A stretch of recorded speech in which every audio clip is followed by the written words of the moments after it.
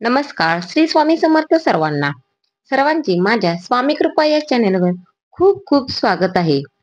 सर्वप्रथम तुम्हाला मार्गशीर्ष गुरुवारच्या खूप साऱ्या शुभेच्छा. आज मी तुम्हाला मार्गशीर्ष महिन्यातील गुरुवारची श्री महालक्ष्मीची कथा सांगणार आहे. चला तर मग आपण कथेला सुरुवात करूया. द्वापार युगातील गोष्ट. त्या काळी सौराष्ट्र देशामध्ये भद्रश्रवा नावाचा राजा राज्य करीत होता. तो मोठा वेदान आणि विद्वान जाणणारा होता. त्याच्या राणीचे नाव सुरचंद्रिका असे होते. त्यांना 7 पुत्र व शांबाला नावाची एक कन्या होती. राजकन्या एके दिवशी आपल्या मैत्रिणीसह नगराबाहेरील उद्यानात विहार करीत असताना राजवाड्यामध्ये एक चमत्कारी गोष्ट घडून आली. त्या दिवशी लक्ष्मीच्या मनात आले की आपण राजवाड्यात जाऊन सुरचंद्रिका राणीस प्रजेच्या कल्याणासाठी लक्ष्मी व्रताची आठवण करून द्यावी. त्यामुळे माझे वास्तव राजवाड्यात राहून राजाकडून प्रजेचे कल्याण होईल. अन्यथा मी सामान्य माणसाकडे वास केल्यास फक्त एकट्याचा फायदा होईल. म्हणून कल्याणार्थ राजवाड्यात राहणे बरे असा विचार करून लक्ष्मीने वृद्ध स्त्रीचे रूप घेतले व काठी टेकीत टेकीत ती राजवाड्याच्या मुख्य दरवाजापाशी आली. तेव्हा येथील द्वारपालाने लक्ष्मीला विचारले, आपणास कोणास भेटावयाचे आहे? तेव्हा लक्ष्मीने सांगितले की मला सुरचंद्रिका राणी साहेबांना भेटावयाचे आहे. द्वारपालाने लगेच राणीच्या एका दासीला बोलावून लक्ष्मीची भेट घालून दिली. दासीने अधिक चौकशी करण्याकरता लक्ष्मी रूपातील वृद्ध स्त्रीला प्रश्न विचारले. आपण कोण? आपले नाव काय? आपण कोठून आलात? आपले राणी साहेबांकडे काय काम आहे? लक्ष्मीने दासीला सांगितले की मी द्वारकेत राहणाऱ्या भुवनेश नावाच्या विद्वान ब्राह्मणाची पत्नी असून माझे नाव कमला आहे. मी इथे येण्याचे कारण तुला थोडक्यात सांगते, ऐक.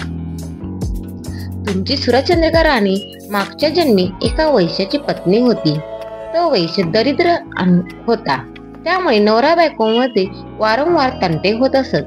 एके दिवशी भांडण करून ती घराबाहेर पडली व रडत रडत भटकू लागली.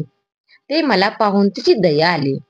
मी तिची विचारपूस करून तिच्या दुःखाचे कारण ऐकले व तिचे दारिद्र्य दूर होण्यासाठी तिला लक्ष्मी व्रत करण्यास सांगितले. लक्ष्मी व्रत कसे करावे याची माहिती मी तिला सांगितली. त्याप्रमाणे तिने लक्ष्मी व्रत केले. व्रताच्या प्रभावाने ती श्रीमंत आणि सुखी झाली. लक्ष्मी तिच्या घरी नांदू लागल्यामुळे त्या पती पत्नीचा संसार सुखाचा झाला व पुढे पुष्कळ वर्षे त्यांनी ऐश्वर्य भोगले. पुढे त्यांना यथाकाळ मृत्यू आला.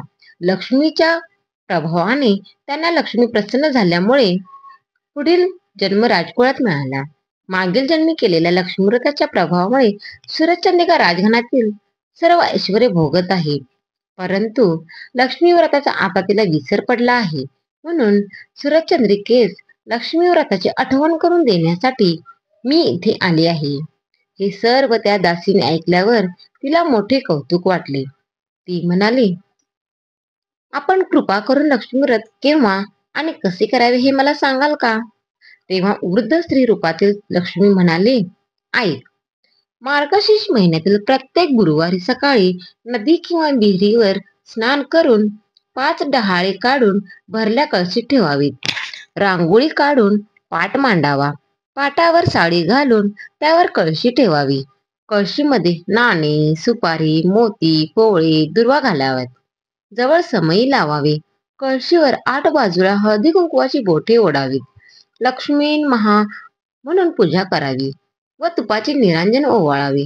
पिण्यासाठी वाटीमध्ये दूध ठेवावे व पुऱ्या लाडवाचा नैवेद्य दाखवावा. काही फळे ठेवावी. पैसा, सुपारी, दक्षिणा, विडा ठेवावा आणि आई लक्ष्मी अशीच येत जा. मुलाबाळांना सुखी ठेव. मला सौभाग्य दे. तुझी पूजा करून घे. सोन्या चांदीचा प्रकाश पडू दे. दूध दुभत्यांची लयलूट होऊ दे. माझा नमस्कार तुला पोचते. तुझा आशीर्वाद मला मिळू दे. भरली घागर घरात राहू दे. तेल तुपाचा दिवा तुला दिसू दे. माझे बोल तू ऐकावे. तुझे बोल मी मानावे. हीच माझी प्रार्थना. अशी मनोभावे प्रार्थना करावी. सायंकाळी गायीची पूजा करावी. तिला पुरणवरणाचा नैवेद्य दाखवावा आणि आपण व्रतस्थ राहावे. रात्री जागर करावा, उन्हे दुने बोलू नये. सकाळी कळशीतील पाणी नदी किंवा विहिरीत सोडावे. 5 डहाळे 5 ठिकाणी टाकावे आणि ज्या ठिकाणी पूजा केली असेल त्या ठिकाणी हळदी कुंकू व्हावे. अशा तऱ्हेने मार्गशीर्ष महिन्यातील हे व्रत 4 गुरुवारी करावे व आपल्या ऐपतीप्रमाणे दानधर्म करावा. हे सर्व लक्षात घेऊन व्रत कर, तुझे कल्याण होईल. व तुला कोणी भक्तीने विचारल्यास या व्रताची माहिती सांग. अभक्तीने विचारल्यास या व्रताची माहिती सांगू नकोस. दासीने हे सर्व मन लावून ऐकून घेतले व नंतर त्या वृद्ध स्त्रीला म्हणाले, आजीबाई, मी तुमचा बराच वेळ घेऊन तुम्हाला इथे थांबविले, त्याबद्दल मला क्षमा करा. आत जाऊन राणीसाहेबांना तुम्ही आल्याचे सांगते. त्याप्रमाणे दासीने राणीवशात जाऊन एक वृद्ध ब्राह्मणाची भेटाव्यास आल्याचे राणीला सांगितले. सूरजचंद्रिका राणीला वैभवाचा मोठा गर्व झाला होता. त्यामुळे तिला दासीचा निरोप अजिबात आवडला नाही, उलट राग आला. राणी उद्दाम झाली होती. तिने रागाने बाहेर येऊन म्हटली की, काय ग तेरडे, तू कशाला आलीस इथे? कुणी सोडलं तुला इथवर? चल, चालते हो इथून. लक्ष्मी म्हणाली, दुष्टे, इतकी उन्मत्त कशानं झालीस? तुझे उद्दाम वर्तन पाहून मला क्षणभरी इथे राहावेसे वाटत नाही. आजचा दिवस लक्ष्मीचा असता तू माझी अवहेलना केलीस, याचे फळ तुला लवकरच मिळेल. असे म्हणत लक्ष्मी तेथून चालूही लागली.